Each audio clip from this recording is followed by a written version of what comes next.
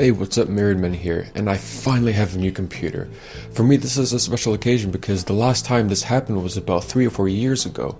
But not also that, this is actually about my first ever PC build. So, the purpose of this project was to build a computer that was both small and powerful. But I don't mean like Toyota Corolla small and Ford Focus powerful. I mean, well, something that's as small as like a Fiat 500 and something that's as powerful as, well, like a Jaguar E-Type. You try to combine these two together and you get something that's actually pretty unique. It's almost like putting a V8 engine inside a smart car. So here are the parts I bought. All of these components were heavily inspired by a PC build I saw on YouTube called the Mac Pro Killer. While the Mac Pro Killer was meant purely for video editing, I was building this computer for the purpose of, well, everything from gaming and video streaming to stuff like 3D rendering and modeling. What was really cool about this build was that I was going to pack all these parts into a teeny tiny Roswell U3 case, which, as of recording this video, is actually the smallest micro ATX case on the market. The U3 case is actually so compact, it's even smaller than all these cases. I'll give you a moment to read the numbers.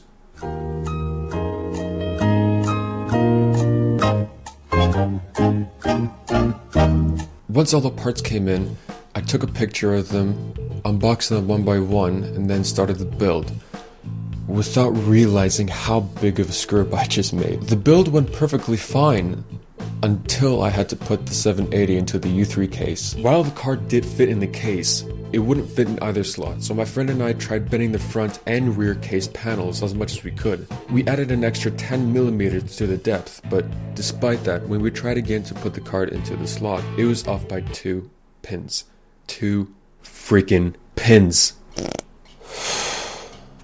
I knew I was taking a risk, but damn, I really wish it wasn't that close. I mean, that was just ridiculous.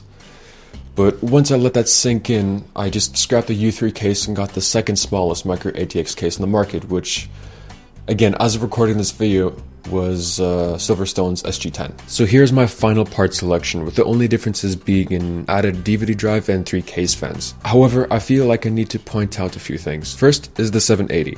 Yes, I know the 980 is out, but it wasn't when I bought the card in August, and I needed to have the build finished by the 26th of September, so I couldn't wait. Second is the storage. It's obviously cheaper to buy 2 512GB SSDs and 2 2TB hard drives, but I wanted to future-proof the build in case if I wanted to add an extra higher capacity hard drive, or if needed, 3 more SSDs instead of 2. If you want to know more about why I chose these parts, you can check out the links in the description. Building with the SG10 case was quite the experience, and because this was my first time building a PC, I had a friend helping me, making sure I wouldn't, well, set anything on fire. Unfortunately, I still encountered 3 more problems that were fortunately not as bad as the previous one. The first problem I encountered was with the CPU cooler. The H80i blocked the first PCI slot, so I switched it around, and despite this freeing up the slot, it touched the top fan bracket. I bent the bracket a little bit to free up the cooler, but this was a bit problematic when trying to reinstall the top fan, as this damaged the cooler when trying to screw the fan back on. This meant that I had to leave the 780 in the second slot, and given my tight schedule, I had no time to return anything. The second problem was that the H80i blocked me from installing a 92mm case fan right beside it, so simply put, I just left the build with 4 case fans. The third problem was the 780's coil whine. At first I didn't know what this was, as I first heard noise coming from the power supply. So I replaced the RM650, but it still whined, and then tried using a friend's 850-watt Silverstone power supply, but the noise was even worse. It wasn't long until I realized that it was the 780 causing these problems. Simply put, I decided to use EVGA's step-up program to get a 980, which I'm now in queue for. This is where things got a teensy bit tricky, because for security reasons I was going to take the computer with me on the plane, but none of the suitcases I had at home would fit, so after a lot of research I finally found the Pelican 1560, but this was still a risky thing to do because of its size and weight, and I'll explain that right now. I was flying with British Airways, and their cabin bag allowance was 56 by 45 by 25 centimeters and 23 kilos, whereas my 1560 was 56 by 45.5 by 26.5 and weighed 23.1 kilograms. With the computer inside. Yes, the 1560 was a bit over allowance, and despite the suitcase not fitting in the cabin bag test cage thing, it actually does fit in the overhead storage. So now that I'm in the UK with my PC, I finally decided to do some benchmarks, so here you go.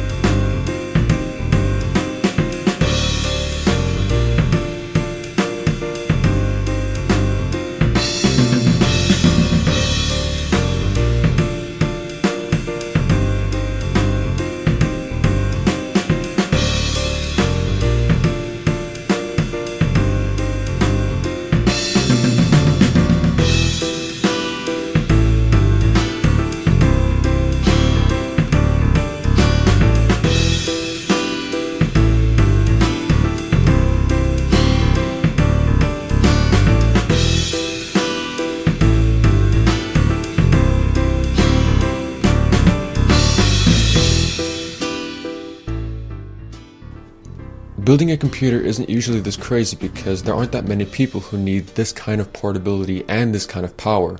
For most, a laptop is enough.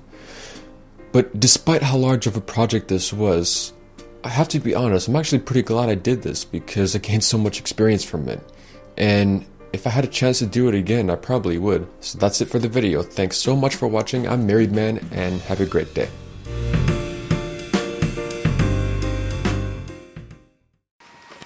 Oh yeah! Yeah!